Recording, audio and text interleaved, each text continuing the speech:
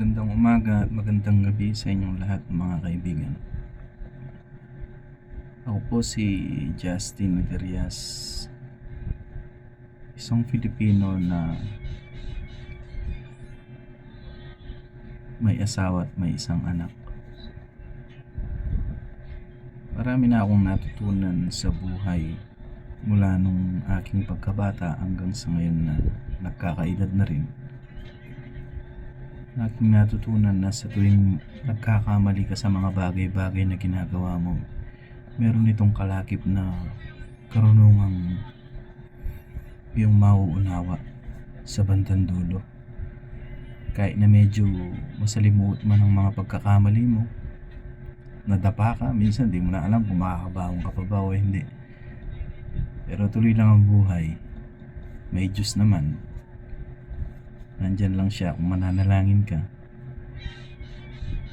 Hihiling ka ng mga bagay na hindi mo naman ikakasama, hindi siya madamot, bibigyan ka niya. Ang importante sa lahat, iwasan natin yung mga pagsusugal, mga bisyo.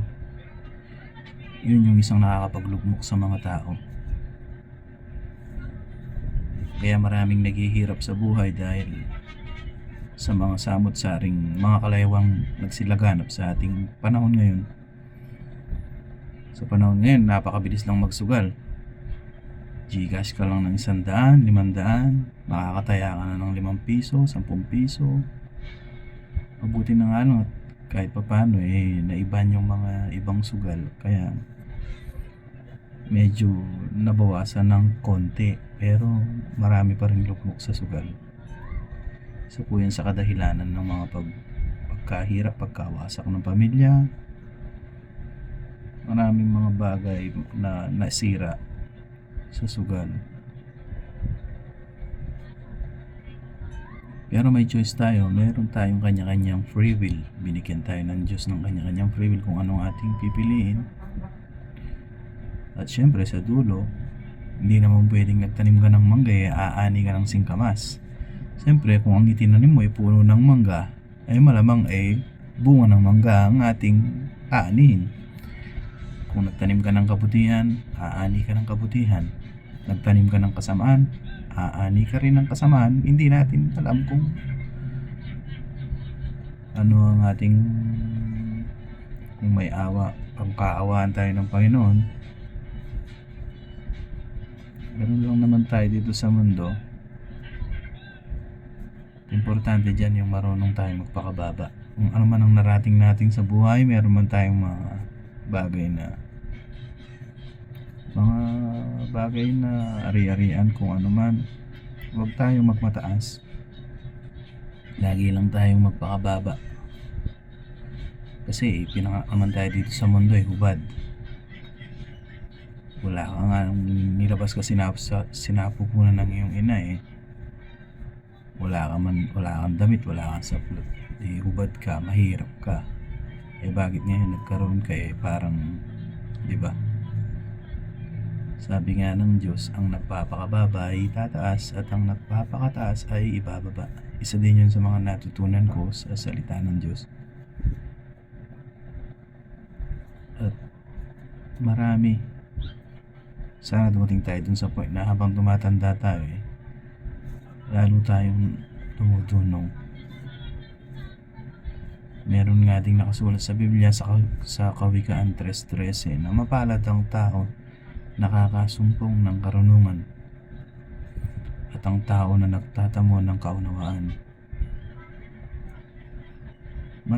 Maraming bagay na matututunan tayo sa mundo, sa buhay, habang tayo tumatanda. Basta wag lang tayong tumandang paurong. Maraming matututunan. Uunahin mo yung karunungan. Pag nakuha mo yung karunungan, kasunod nun ng pera. Babayaran ka sa kaalaman mong kaya mong ipagserbisyo sa kapwa mo tao.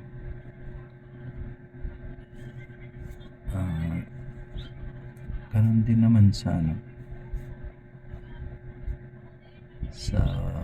mga bagay-bagay na matututunan natin. Sana wag natin gamitin sa kasamaan. Sana wag natin gamitin sa pagluloko sa kapwa-tao. Mayroong mga paraan para matuto ang tao. Una dyan nagsisimula sa mga aklat, sa mga taong makakasama mo. Marami kang matututunan basta sa mga mabubuting lang.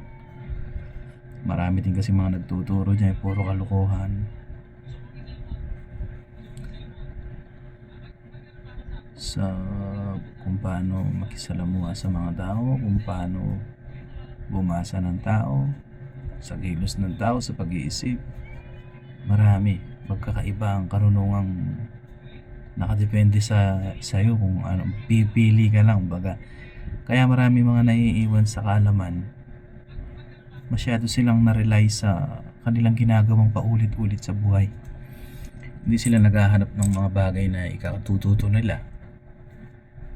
Una dyan sa bisyo, alak, barkada, inom. Tapos sa mga kasama mo wala kang gagawin, inom, ihi, kwento, yabang, mamaya mag-aaway. Ganun lang naman, paikot-ikot ang mundo dun Wala kang matututunan sa ganun. Makikita mo kung laging ganun yung gagawin, hindi ka nagbago sa buhay mo, 5 taon mula ngayon, kung loloobin ng Diyos na buhay ka pa, ganun ka pa rin.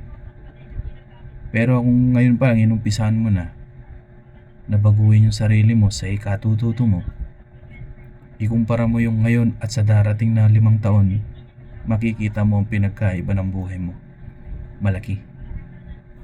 Danas ko yan, mga boss. Nag-uumpisa ang lahat ng karunungan, lahat ng mga bagay-bagay, kung paano natin i-set up ang ating mindset. Dito maaaring maraming kumontra dahil hindi tayo pare-pareho ng mindset, sabi nga nila. Pero sa mga taong nakakaunawa, maiintindihan nila mga bagay na sinabi ko. And mapagpakumbaba naman po tayo So correct me if I'm wrong sa mga sinasabi ko. At least kahit pa paano na-share ko yung mga natutunan ko sa buhay na ito. Marami din ako mga pagkakamali, pero napupumilit akong maging tama. Hindi ko sinasabing marunong ako, bobo pa rin ako, kasi napupumilit pa rin ako matuto.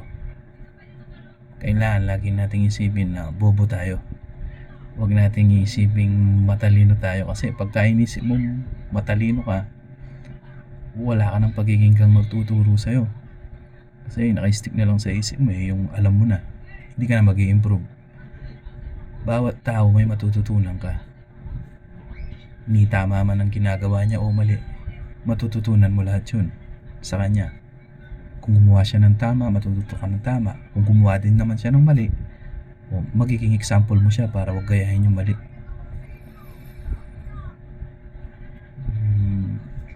Basta maraming bagay na mapagkukwentuhan natin. Siguro ito ang mag-uumpisang content ko na magkwento sa inyo. Kaya na mas matalino kayo at mas marunong sa akin, mailabas ko lang yung mga natutunan ko sa mga iba't ibang tao. Iba't ibang tao, mga nakasalamuha ko sa buhay, mga nakasama sa buhay, nakatrabaho, nakasalamuha, napaglingkuran. Marami. Abangan po ninyo ang susunod na kwento natin. Muli, salamat sa inyong panonood sa aking video na ito.